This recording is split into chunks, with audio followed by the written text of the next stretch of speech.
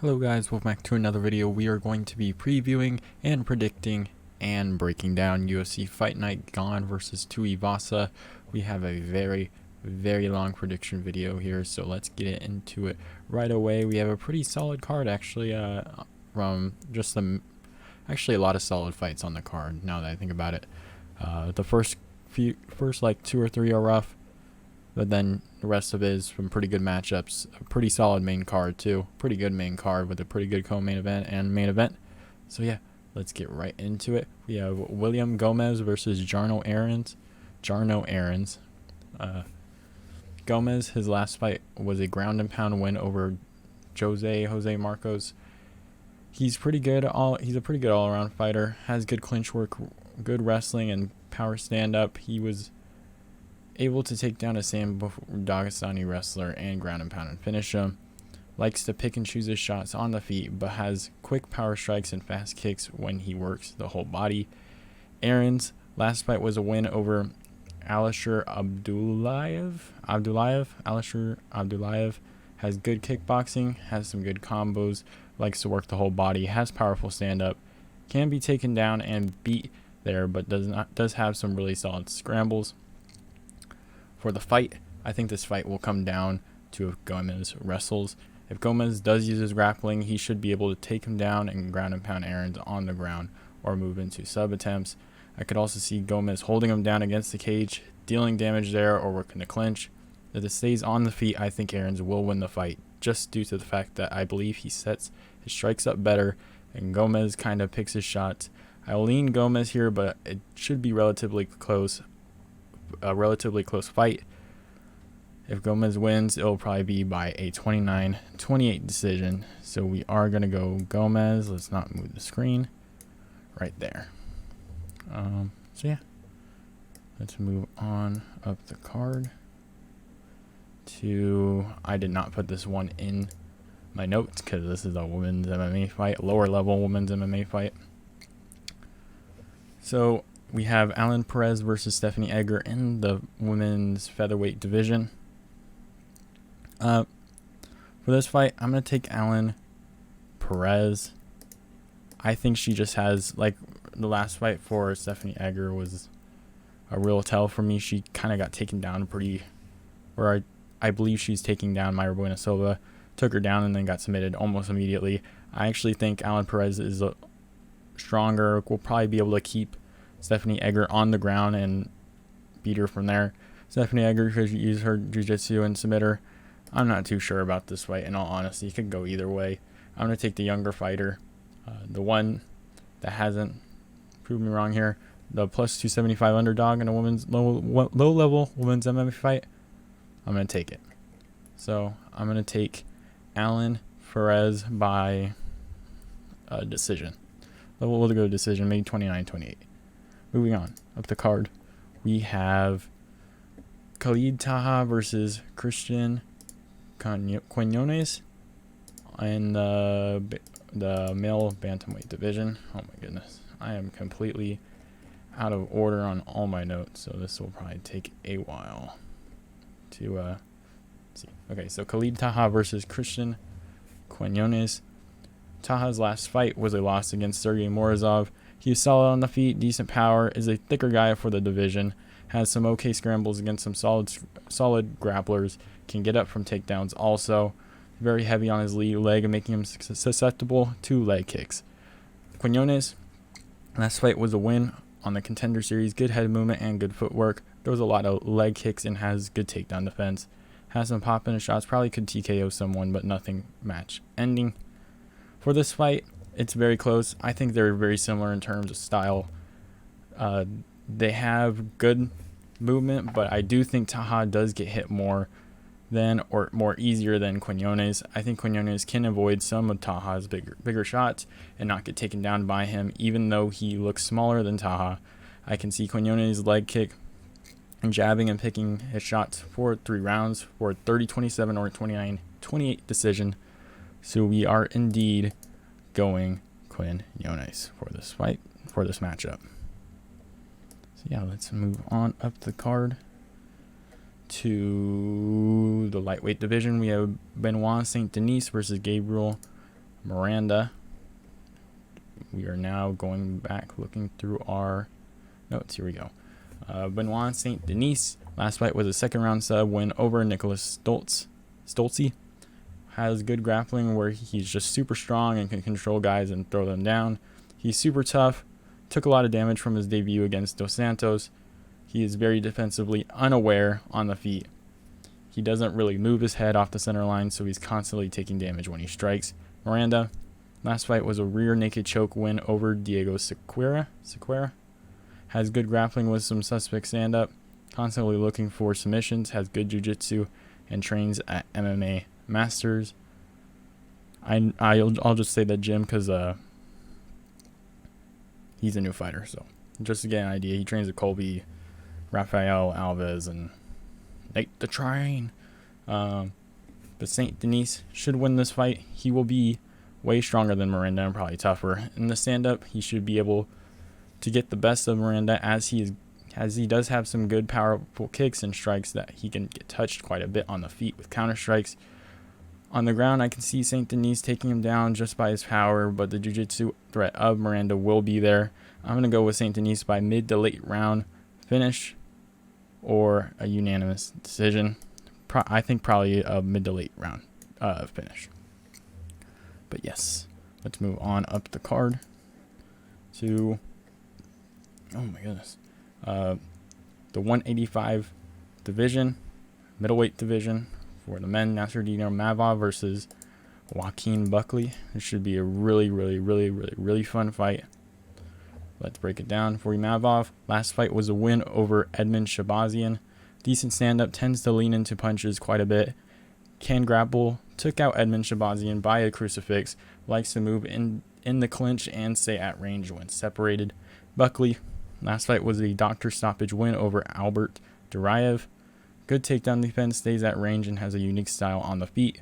Lots of movement and kicks working the whole body. Has a good chin and is super tough. Ate a head kick from Duraev. In this fight, I'm going to take Joaquin Buckley by KO. In the second round, I think he'll be able to work Imavov's body while also stopping the clinch work and takedowns from Imavov. I think Joaquin can keep this fight at range and just pick apart his opponent while incorporating some of his wild kicks. Those wild kicks are going to be very important. I think Imavov's normally pretty well on the feet, but I just think the difference between both of these fighters is Joaquin Buckley's unique style. That's all it is. I think he'll get the KO.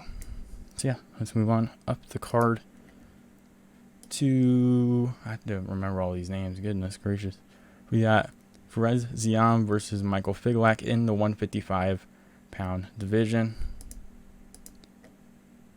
Let's see if I can find the notes for the fight. I should probably have this stuff ready in order. Didn't happen this time. I think they were originally actually like not in order. It's happened multiple times during the week. Ziam, last fight was a submission loss to Terrence McKinney. Is this centered? To Terrence McKinney, who is a very good fighter in his own right. Has wins over Jamie Marlarkey and Luigi Vengermini. Has a decent jab, likes to use to set up kicks, will often feint his front kick. Doesn't have too much power in his hand. Has solid takedown defense. Will rarely be held on the ground. Often works his way up, and is very patient on the feet. Michael Figlak, he is a prospect out of Cage Warriors making his debut. He is a much bigger fighter than Ziam. Has decent punches. Doesn't do too much on the feet towards finishing the fight like Ziam. His weight will help him with the takedowns. Likes to pressure and throw punches with that. Fought Jack Shore in the amateurs and lost by a majority decision, which is impressive since Shore has been undefeated until recently. I believe Shore lost to Ricky Simone. This fight will be a surprisingly close matchup. I will lean to Figlak here. Let's move it here. I'll lean Figlak here because of his pressure and the threat of the takedown. With what looks like a weight advantage, I can see this going to a decision. They don't have many stoppage wins, both of them. There's a way Ziam could win this, and it's by defending those takedowns and being able to keep Figlak at distance and get more points that way for a decision. This one has upset potential, but I'm going to go with Figlak. I should probably be paying attention to underdogs here, I think. I'm mistaken. Oh, no. Okay, so Figlak's the favorite. I'm assuming Buckley's the favorite. Sant-Denis is probably the favorite. Quinonez was a slight underdog, so it's not too big a deal. Perez is the underdog. Yeah, it is what it is. All right, let's move on up the card to our next fight. Oh my goodness. Jeez, why was that so hard? I kept clicking, it wasn't working. To the middleweight division, we have Dustin Stoltzfus versus Abusupiyan Mogomedov. Not a very easy fight for him at all. It's a very rough fight for him after beating Dwight Grant, I believe, in London, England. Now all my stuff is completely out of order.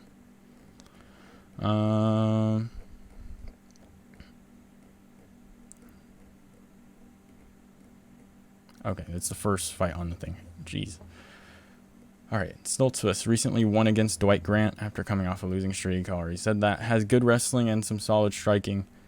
Striking isn't too great. Does have okay power, but won't deal damage too much to his opponent.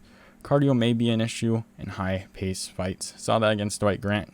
He barely had the better cardio to finish the fight. That's pretty much it. Abusupiyan Mogomedov making his debut, coming off a submission win in KSW. By his name, you would think he's a very dominant wrestler, but he also has some pretty good stand-up. Abus has multiple first-round KOs and can rely on a very powerful wrestling game. Oh my goodness. Powerful hands, does not put on a high pace and loves to go forward, loves that pressure. Is very open when pressuring guys and just likes to swing. I believe he did get KO'd in the 2018 PFL Championship within 30 seconds because of that. I don't think I'm too worried about the chin, but it's something to keep in mind. I won't be worried about the striking from Stoltzfus to KO Mogomedov. I think Mogomedov will be able to neutralize the takedowns from Stoltzfus and put him on and keep him on his feet. I can see Mogomedov hurting Stoltzfus midway through the fight and taking him down and then ground and pounding him. I'm going to take Mogomedov by a second round TKO or a sub. So yes, we'll probably still get the Dustin Stoltzfus versus Joe Pyfer fight. I think Pyfer wants that fight. They'll probably just give it to him because I think Dana likes him. So yeah, not that it really matters, but that's who Pyfer called out. Hopefully I'm like centered on the screen. I think I might be like slightly off center. There we go. Alright, it's better. Let's move on. We have Charles Jourdain versus Nathaniel Wood in a barn burner 145-pound division. Charles Jourdain is coming off a quick, I believe. Oh yeah, he did lose to Shane Burgos. Same with Nathaniel Wood. He beat Costa, right? I believe it is Costa. If I can get my stuff in order. So Jourdain is coming off a controversial loss to Shane Burgos. A lot of people thought he won the fight. It seemed pretty close too. Makes sense how he won. He did a lot of damage. 10-8 round in the last round. A lot of people thought he won the first round. Great power. Good combos. Nice kicks. Has worrying bottom defense, but he will eventually get up, but it may take a while. Shane Burgos was kind of on top of him for most of the first and second round. He's on his back trying to get that rear naked in.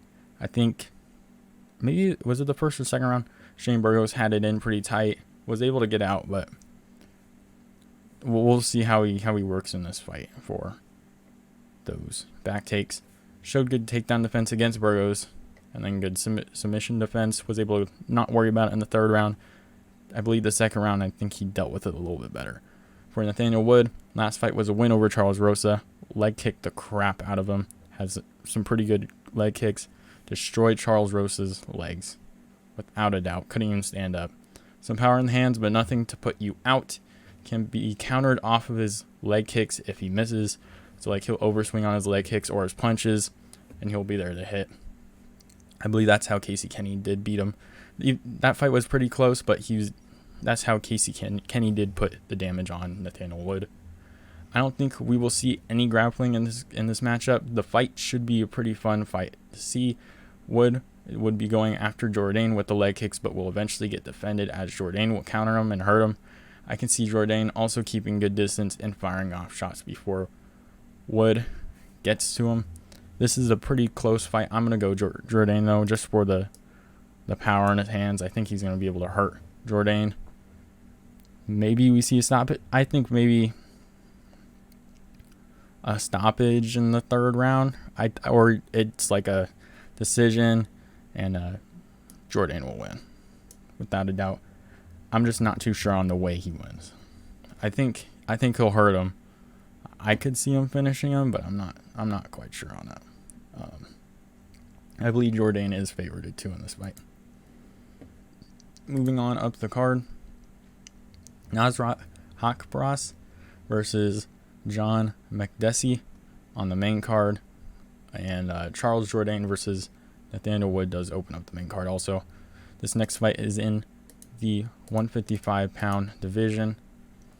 Nasrat, last fight was a loss to Bobby Green. He does have some pop in his shots, but nothing KO worthy. Keeps a high guard, normally throws a jab, then a 2-punch combo. Gets caught with counter strikes on his way out of his guard, leaves himself a little bit open. Solid takedown defense, can get taken down by more powerful guys. For McDessie, last fight was a win over Ignacio Bahamondes. Has pop in his shots, solid power, can make some good combos, but will normally throw a couple shots at a time. Not a super great counter striker either. They're kind of similar, but I don't think we'll see. So for that Bobby Green versus Nasrat, I kind of just cut off any brain power that just happened there. For Bobby Green versus Nasrat, Bobby Green was able to, like, he does that weird shit with his hands and then go in there quick and counter Nasrat immediately once he opens up his hands, because Nasrat does keep a pretty high guard on his head. But for this fight will be super close. Again, I can see Nasrat winning just due to him being the younger fighter, while McDessie, let's see if I can show some. McDessie is coming off a longer layoff and is also 37. I think Nasrat won't have to worry about being countered because McDessie normally throws during his turn. I can see this being a 30-27 or 29-28. I think we'll see a 29-28. I think McDessie will probably win around here, but I don't think he's going to be able to counter Nasrat too much. I think Nasrat's going to be able to block most of those shots, but I guess we'll find out. This is a super close matchup, so I'm not crazy about it, but I do see a decision win for Nasrat in this fight, or little Kelvin Gastelum. Next fight on the card, we have Alessio Di Chirico versus Roman Kopylov in the third to fight. I don't even know how to even say that. I don't know why I'm even trying. But so for this fight, Chirico, last fight was a 17-second KO loss to Abdul Al Hassan. I believe he took a lot of time off after that fight too. Very timid on the feet, swings very wide and heavy with his hands. Solid kicks. They can tend to be really slow, but likes to choose the spots to strike. Kopylov, last fight was a loss to Albert Duraev. Has some solid power, can counter strike, solid takedown defense, patient on the feet also. So for this fight, I don't think I even chose a winner for this one. I think this is super, super close. But I'll just go over my fight summary real quick, and then I'll choose someone. This fight is extremely close. I think both of these guys have the ability to take each other out of the fight. More so on the, Chirico side. I feel like as much as Chirico KO'd Joaquin Buckley, it felt like it was just perfect timing. Like he's kicking and then Joaquin Buckley just put his head in and knocked him out. I do think he does have a very solid chance in the fight with his power. Kopylov is very similar, but also likes to keep it more active on the feet. The thing is with this fight, they're both kind of like super patient, but Chirico throws some like super heavy shots, could KO Kopylov, but Kopylov is more settled in, could probably move out of the way of those shots and then just punch on him. It's a really weird matchup, but I think I'll go. Let me see what the odds are real quick.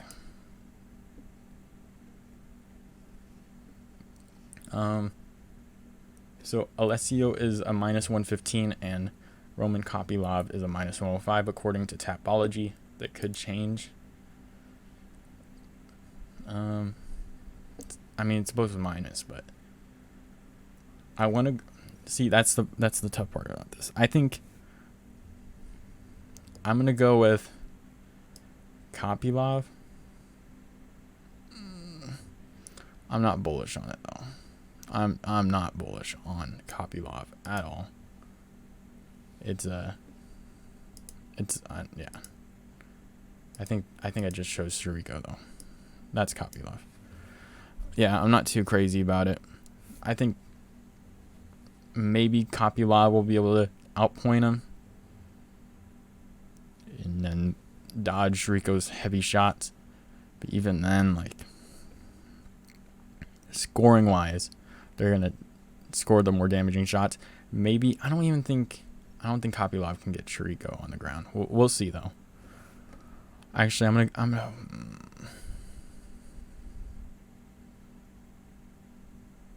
I'm going to stay with Kopylov there. Yeah, I'm going to stay with Kopylov. Let's move on.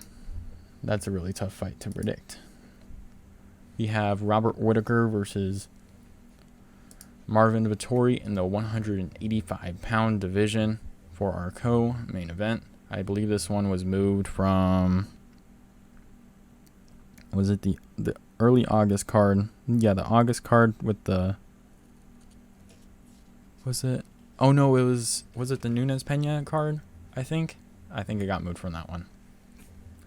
But Robert Whittaker versus Marvin Vettori. Whittaker, last fight was a controversial loss to Israel Adesanya. In a lot of people's eyes, well, some people's eyes, has some pretty good kicks, head, body, and legs. Put in a lot of damage on a lot of guys. Gastelum. Oh yeah, Gastelum. He put a lot of head damage on him with those head kicks, which were pretty nice. He put in some nice leg kicks against Israel Adesanya too.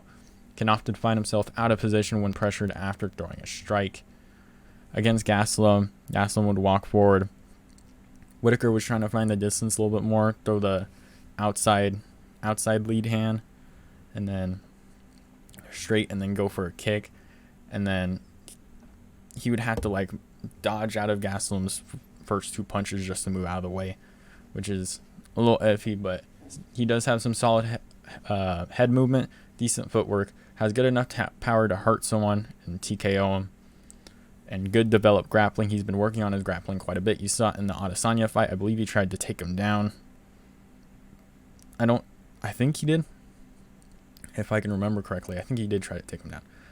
But for Vettori, last fight was a win over Paulo Costa. Has some solid punches and not great punching power in his hands. Solid punching in general, isn't too crazy. Good grappling, super tough, but can often become someone that just like takes a lot of damage. I mean, he ate a big giant Paulo Costa head kick the last time he fought. He can take a lot of damage and not get too hurt by it. Took a lot of body damage and leg kicks from Adesanya, and he was still standing. It was insane. But yeah, for this fight, I see Robert Whittaker winning because I believe he can catch Marvin Vettori coming in before he strikes and pick apart his body. I don't think he's going to hurt Marvin Vettori. I just think he's going to damage him quite a bit, and it's just going to add up. Vettori can often not check kicks or block his body. He often endures the damage done to him. I see Whittaker leg kicking and body kicking the crap out of him, like I just said, coming in, catching him coming in, because Marvin Vettori, once you hit those body kicks and the leg kicks, he's going to want to come forward. He likes to come forward.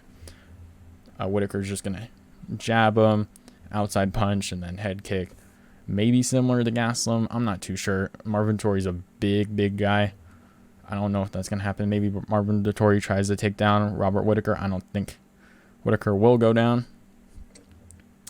But yeah, I'm going to go Robert Whittaker for a decision win. But yeah, I think I'm surprised he stayed in middleweight, but in all honesty, with those two close fights, I thought he won the second fight. But he could probably get a third title fight against Adesanya. Probably 2 more wins against top opponents. Maybe you look at Costa after this fight. But maybe, I wouldn't be surprised if he's betting on Pereira to win.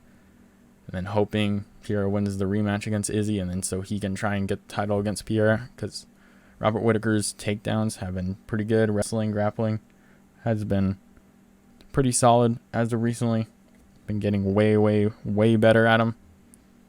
So I think that'd be a pretty interesting matchup. But yeah, let's move on up the card to our main event of the evening. We have Ciryl Gane versus Tuivasa in the heavyweight division. Gane is coming off a loss to Francis Ngannou. Quite controversial too. I know quite a bit of people thought Ciryl Gane won the fight. But Ciryl Gane does have some really good technical striking with some nice footwork too. Doesn't really get hit too much. Has good head movement and isn't the easiest to hit. Good kicks. Worried about his grappling and takedown defense in general, and probably not in this matchup. But in general, I'm sure he's working on it. Why wouldn't he? Didn't have super bad jiu-jitsu against Ngannou either. I don't think this goes to the ground. But it would be pretty interesting if maybe Gane tries to work out his grappling in the first couple rounds. I think he's been working on it. I think he said he wanted to work on it. Be pretty interesting to see if he tries to use it.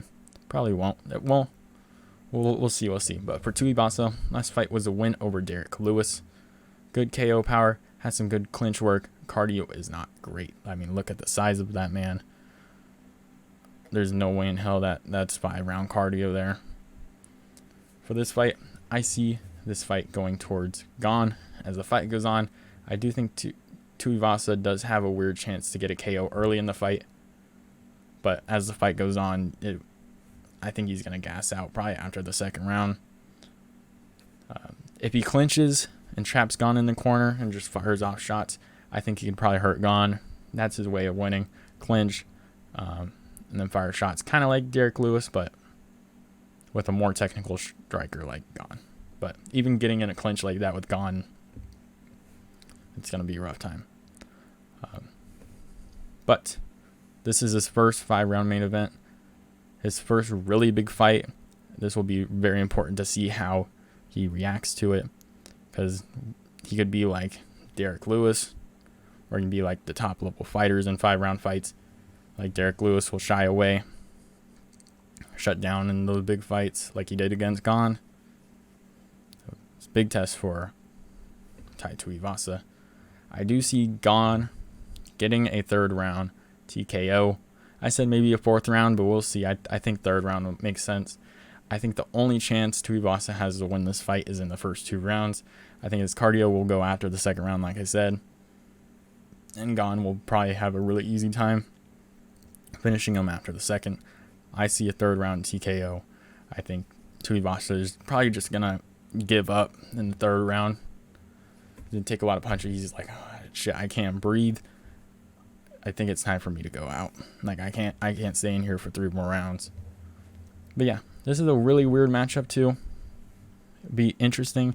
Like if Gane uses his wrestling in the first 2 rounds, tires out Tuivasa and just finishes on the ground, that's a way he can win. I don't think he wants to use grappling. He probably just wants to use his striking. But I mean, if he's working on it, why not? All right. But he'll outstrike Tuivasa on the feet, without a doubt in my mind. So he'll go with that. I'm gonna go with Gane 3rd round TKO. Only way Tuivasa wins this first 2 rounds by KO. That's the only way. Could happen. I'll probably give it like a 15% chance of happening, but I am gonna go Gane. But yeah, hope you guys enjoyed the video. We've had 2 weeks off. Thank goodness UFC is coming back. I think after this we do have Nate Diaz versus Khamzat Chimaev for UFC 279. Whew. So I think we're going on a little bit of run, and then we get another week off, or 2 weeks, 2-week break, and then we get another set. But yeah, hope you guys enjoyed. I'll see you guys next time.